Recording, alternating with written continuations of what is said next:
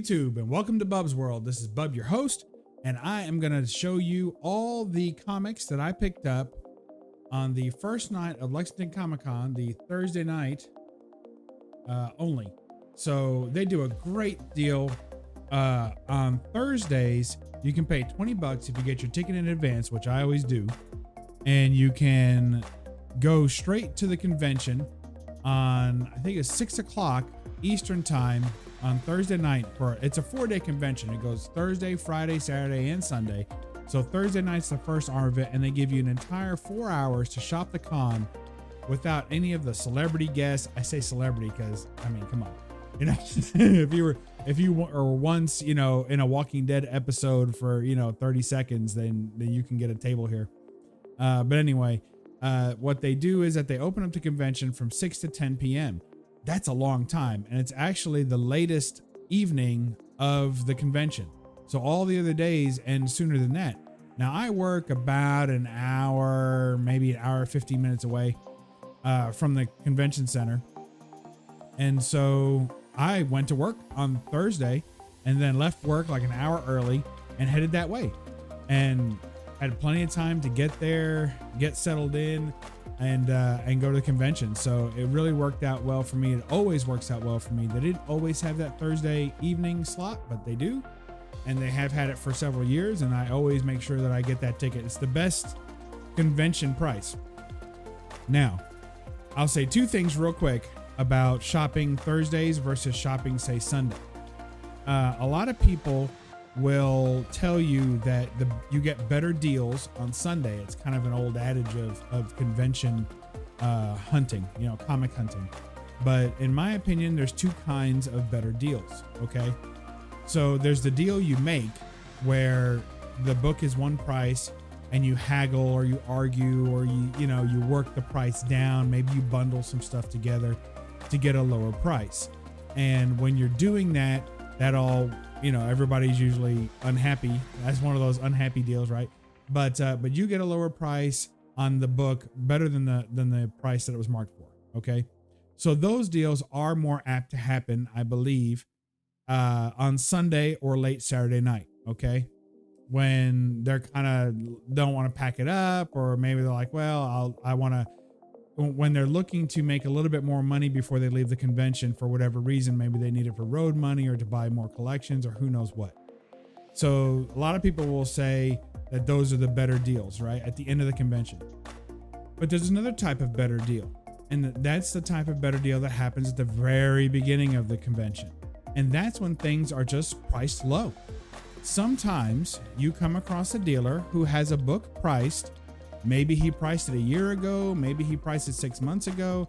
And you can sit on your high horse all you want as a collector and say, these guys should know their prices and all their books. But a lot of these fellas aren't that organized. They have long boxes and long boxes and long boxes of books that are keys, that have been keys for a long time. I mean, if you're looking for a book that just got hot last month, then yes, that's true. It's probably going to be priced appropriately at every con that you go to. But if you're looking for a book that's been a key for 5-10 years or longer, and people know well that this book is a key, then it's in a box somewhere. And those guys, a lot of them aren't really paying that close attention to whether the book spiked for another $20 or $30 this month.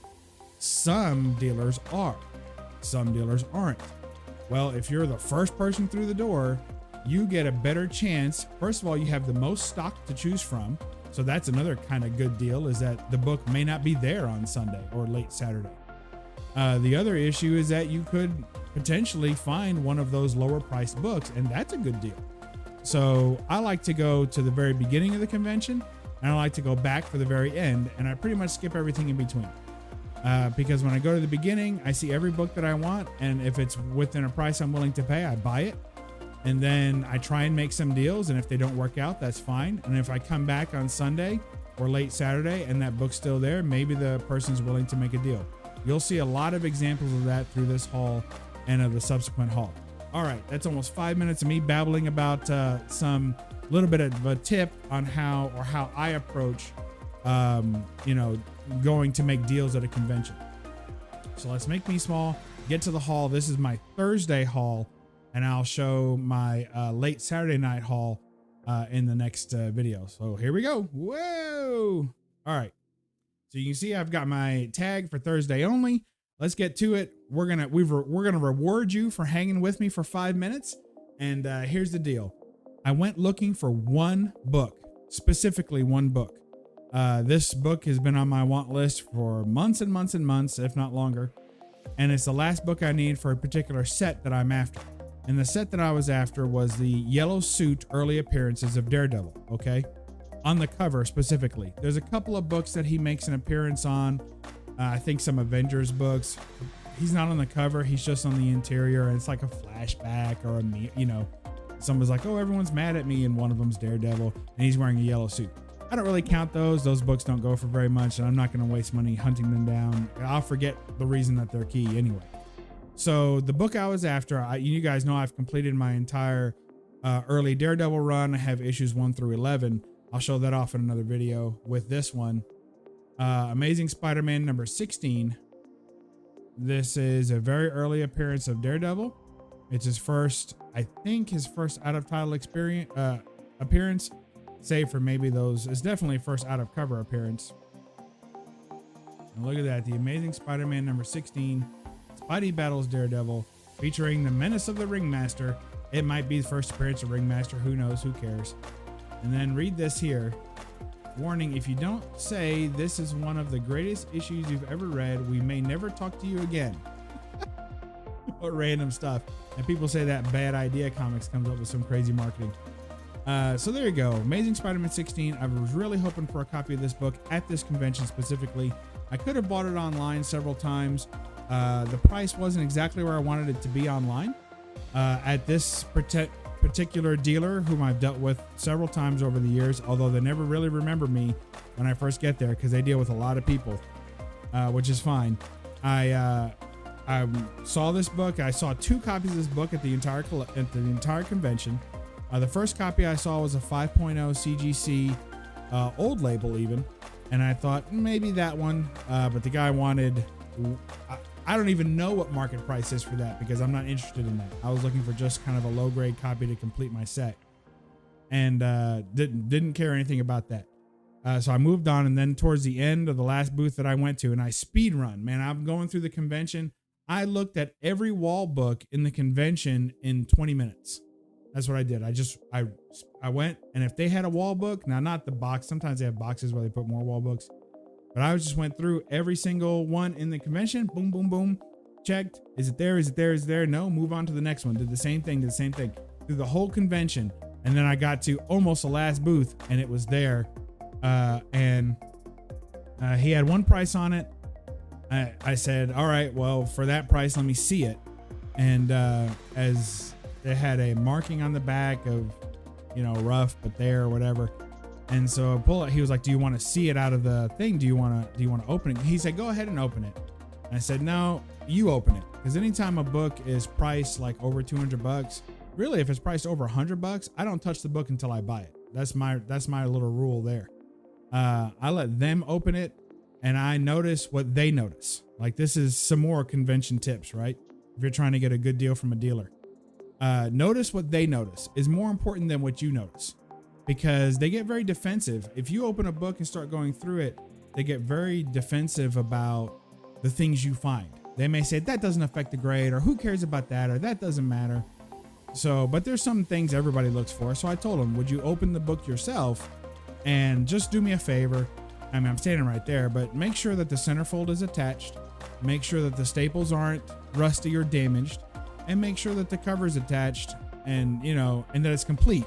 And that's all that I need. It's just like 3 or 4 things that I'm looking for, and then we can talk about the price. So he opens it up. He's like, centerfold is in there, and he's looking at it, and the staples look clean on the interior. He's like, the staples look clean. He counts the pages. Like, pages seem to be all there. I don't see any cutouts. And I said, how about the cover? And he opens up, and the cover was completely detached. And I said, oh, I didn't know that. And I was like, oh man. And of course, BUB'S like, oh my gosh, that's a killer. I can't. There's no way I'm buying that book for that, and all that jazz. And he's like, well, you could tape it. And I'm like, tape? Oh my God, what do you mean tape? Well, you guys know on my channel I use tape all the time, but still, if you're going to pay that price for the book, you probably wouldn't want tape on it. So I was like, oh, okay, well, let me think about it. And I threw a price out there, and it was very low. It was actually about $40 less than I wanted to pay. And they met me just a little above that. We settled on a price, and I walked out with cheaper than I've seen that book available for, in much worse condition than I've seen it available all year. So big win for me, really happy with it. And that's another one of my little con keys. The key to getting a good deal, if you're this type of collector as you are, if you're a collector like me, which means not somebody who's a high grade hunter, and I'm kind of the opinion that a book isn't a key if it's only a key in 9.8. Does that make sense? It may have value. I'm not saying it doesn't have value, but a book is really only a key if it only has value in 9.8 or very high grade. A real key book has value in any grade. That's my opinion. And I tend to hunt mid to low grade when I come across the bigger, more expensive keys.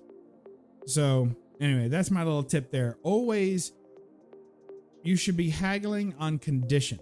That should be really the only thing that you're arguing about, and then let price fall where it may. Now, this particular booth had about 4 or 5. I know we're getting deep into this, right? We've only shown one book. We got a stack to go through. But this particular booth had like 4 or 5 people working in it. That's another red flag. When you see a lot of people working a single booth, there's always more room for negotiation. You know why? No 5 people grade the same. And you don't know who graded that book and put the price on it originally. So a lot of times those guys, kind of like this guy did on this book, he opened it up and he's like, and you can see in his face, he wasn't the one that priced this book. Somebody else must have priced it. So he's probably thinking, that guy didn't catch it again. And, we've had problems with all the books he's graded, whatever. I'll, put a discount, and then I'm going to blame that guy. When the boss, whoever's leading this ragtag bunch, says, why'd you sell that book so low? He can say that guy didn't grade it right. He put too high a price on it because he didn't notice that it was, cover detached. So when you see a large group, especially, but even when it's just one-on-one, you only argue about condition. I never argue about price. I never pick up a book and say, this isn't worth what you're saying it's worth. I say, if you're correct on the grade, or, after I inspect it, if it's everything it appears to be just on cover, just by looking at the cover, then you're probably correct on the price. And most of the time they are. But then when you open it up and really inspect it, if you're decent at grading, you can see this is messed up. This is messed up. This is a ding. This is a scratch, and it's not really the grade that person thought it was. And then maybe you can haggle on price a little bit. That's my general approach. And you'll see it worked out for me several times over the course of the convention. So there's the big boy book. That's the big one that I got, but I got some more. So stick around for that. We'll keep going, but we'll go a little quicker. All right, next up, we got the Rifleman. It was half off. I couldn't pass it up for the price. I'm trying not to pay more than like $5 for these. And it's a kind of run that I'm kind of halfway picking up, but then all the covers are kind of the same. So I'm hot and cold in this run. I already have the Rifleman 10 with the log cover. That's the only key in that run. And it's just a key because it's a weird cover. So not really doing anything with this run, but I've got now like 4 or 5, and I think there's like a 13 or something in the run. So I'm not real hot on the run. We'll see how it goes. Next up, we got Foom number 5, Spring of 74. Didn't have this book at all. It was way too cheap. I think it was like $10 or something. I got him worked down from there. This is a different dealer, of course. Got him worked down from there, and just couldn't leave it behind as cheap as it was. It's got a couple of the parts filled in. I'll probably just leave them filled in and laugh at what they chose to make answers of it and leave it at that. Another dealer, but it was a really cool dealer. And this guy had an Aquaman 37, which I was drooling over, but he just wanted too much for it. He wanted about twice what I wanted to pay for it. So I left it behind. And we'll talk more about that later. Then next, another dealer had tons of run fillers and fair prices. We're talking $3 to $4 a book. And you say, oh, that's a lot to pay for just a random issue. But I'm so close on this run, you start paying a little more. And these were all really nice condition books. So some Jim Balent love there. Check out old Kitty Cat. Looking fantastic. Jim Balent does it again. So I needed number 38. This dealer also had number 66 with the Mona Lisa smile there. 71, which I needed. Rest in peace, Selena Kyle. How is that possible? She's right there. Number 72. We're really making our way here. And number 77, which left me only about 3 books shy at this point of completing my run. And I'm taking you through this chronologically as I hunted them down in the actual convention. Okay, so this is the books I found Thursday night in the order in which I found them. So there you go. That same dealer also had a whole bunch of Adam Hughes Wonder Woman covers. And I picked this one up because I have never seen it before. Like, of all the good girl art that Adam Hughes does, this isn't the best necessarily, but I love Clayface. And look, Clayface craves Wonder Woman. It's just fantastic. I'd never seen that before. So I'm a big Clayface fan. It's one of my favorite villains. I'd say he might be my favorite villain of Batman's, and then second favorite would probably be Man-Bat. So there you go. I just couldn't pass it up. Adam Hughes doing his work on Clayface. So the next dealer that I came across, I'll put these gingerly aside. The next dealer that I came across had some Golden Age books, and I got to spend some time with Jambo. I didn't mention that. So Jambo Comics was there, and we hunted together, and we were at this table together, you know, because we don't stay in the same tables hunting. We kind of drift, and then we kind of pull back together, and we're in the same area, but we're not hunting necessarily the same boxes at the same time. That kind of defeats the purpose. He got to this group before me, and I noticed while I was picking up all those Catwoman books, because I was pretty close, I could see him. He's just a table away or so. And I was like, boy, he's spending an awful lot of time over there. I need to get over there. So I picked up my other stuff because he and I hunt a lot of the same stuff. And sure enough, it had a bunch of Golden Age books. And I was like, ooh, that sucker. So here's Wings Comics number 112. Fantastic cover there. Loving it. It's got the saucer and the, you know, breathing. I love the weird breathing apparatus that they come up with for space travel back then. So absolutely fantastic. Love, love, love that book, and couldn't believe I bought it for like $5 or something. It was fantastic. He also had this Super Duck, the Cockeyed Wonder. I just can't help it whenever I see that Cockeyed Wonder. It's just so funny to me. And look at his cock eyes. It's great. So there's Wings Comics 112, but I mean, that's killer. I mean, if you're into Golden Age, and I love Fiction House books, and I love, you know, the airplane genre. I don't really get into many war books, but I really like airplanes. That was cool. It's flying saucers. And then the Cockeyed Wonder, you can't beat that. And I'm a sucker for Andy Pandas. If I'm going to get a kind of a funny animal book, it's usually going to be an Andy Panda. So I've got a few of these in the old collection, but I didn't have this one. And he's, you know, washing her window and just thinking she's the cutest thing that ever lived. So I think it's sweet. All right. So that's what I got at the convention before dinner. So then we went to dinner. Jambo and I, we were starving while we were hunting this box. I had only had a cup, not even a bowl. I had a cup of soup all day. That's all I had. I was freaking starving. And Jambo was like, I'm hungry. I was like, man, I'm so hungry. And about 30 minutes before, Two Brothers Comics, and you probably know them, and Bearded Comic Bro, whom you may not know, but he's out there too. They had texted me that they were across the street at some pizza and beer place having dinner. And we were like, man, pizza and beer sure sounds nice. And I told them, you know, we just got here to the con. We're not going right over there. But then after about a half hour, we're like, oh man, let's go. So I picked all those books up by 7:30. So about an hour and a half, I picked up all those books. And Jamie was like, yeah, I'm ready to eat. We went across the street. We ate with those guys, had a big old time, big fun. And then we went back to the convention. So we spent like, I don't know, 45 minutes or an hour over there. And then went back to the convention for the last hour of the convention from 9 to 10. We hung out there. It was great.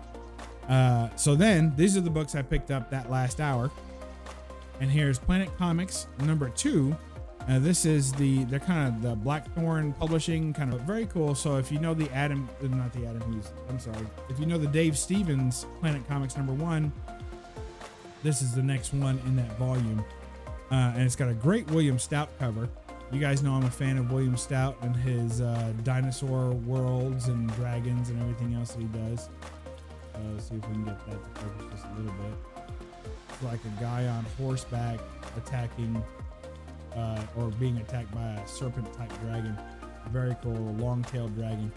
And of course, it's signed by Stout, 2016. No COA or anything, but I know William Stout's signature because I have several of them, and that's definitely William Stout's signature. And he's still around, so you know nobody's gonna fake a William Stout signature to sell that book for $8 instead of $6. Like it just, you know, it's not gonna happen. Then we went back to the booth where I got the Amazing Spider-Man 16, and Jambo actually picked this book up. Jambo picked this book up. The poor guy, I don't know why he hunts with me at all. Sometimes he gets a short end of the stick, but he picked this book up and he really he was wanting one. I've been wanting this book for a couple of years too. And, but it's hard because when the prices went crazy on Marvel keys, then this one, you know, jumped up. So anyway, this is the second biggest book I picked up this time. It was funny because it was the first book and the last book. So Jambo's going through these books, and it was a great dealer, just the best kind of dealer you can have. If you've watched Two Brother Comics videos through the convention, they mentioned this dealer as well. And this guy, he works on and it's a group of, there's like 4 or 5 of them, and they work on a stock system. And to me, if I was going to have a booth at a convention or even a comic shop, I would work on a stock system like they do. Meaning, if there are, say, X number of keys out there, just out there in all of comicdom, they plan to have 3 or 4 of each one. That's their goal. And whatever the going rate is to buy one, they buy one. And then they, you know, put it on the wall, and eventually they watch the prices, they raise prices accordingly, and then you're buying it at just under the going rate. So you're getting a little bit of a discount, and you get to see it and choose between 3 or 4, all different prices.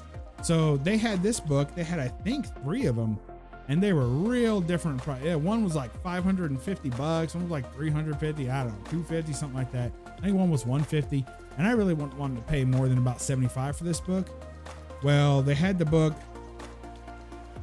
It's this one, Mighty Thor, Thor number 126, and it's just fantastic. It's so good, and just a great cover.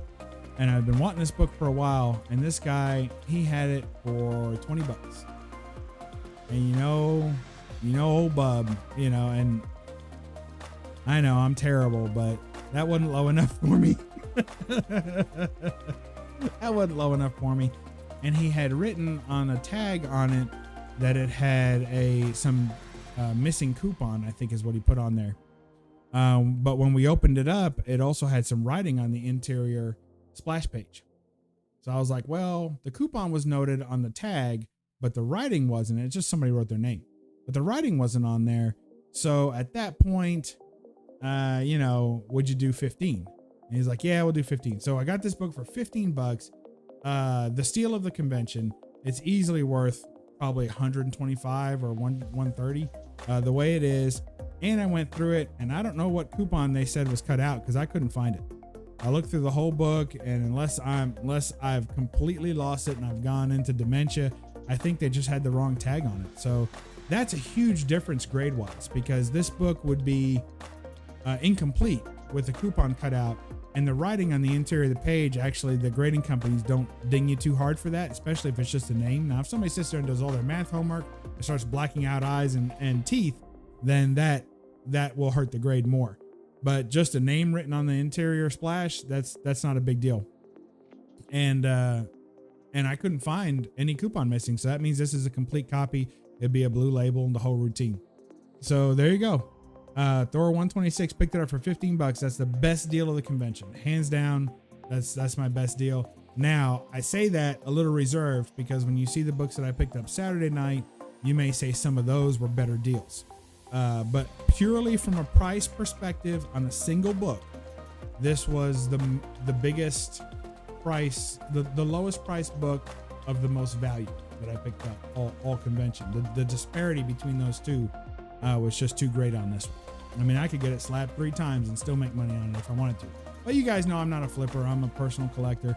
And I think when you deal with dealers, they very instinctually or over time figure out who the dealers are and who the collectors are. You know, sometimes I walk up to a dealer that I've seen 3 or 4 times before and they say, hey, I was wondering if you were going to be here. I got some books you're going to like. They know I'm not flipping books.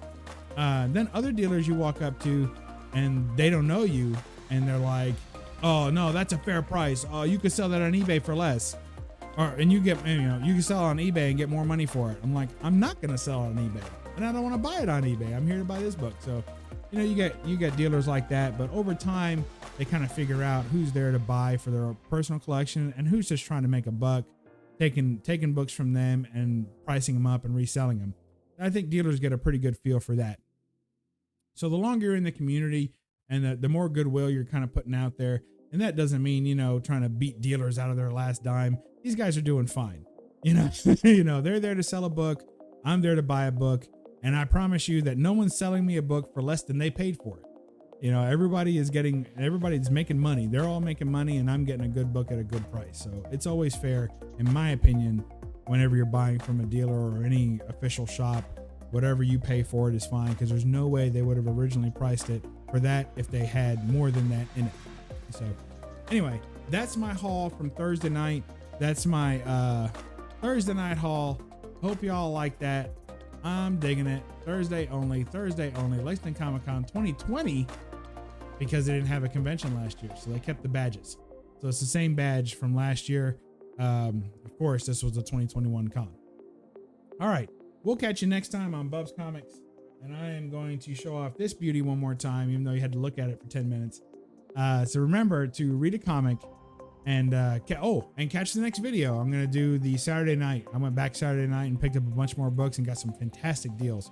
So be on the lookout for that. So remember it's Bub's World signing off. And remember to read a comic and don't apologize for the glare. Bye-bye.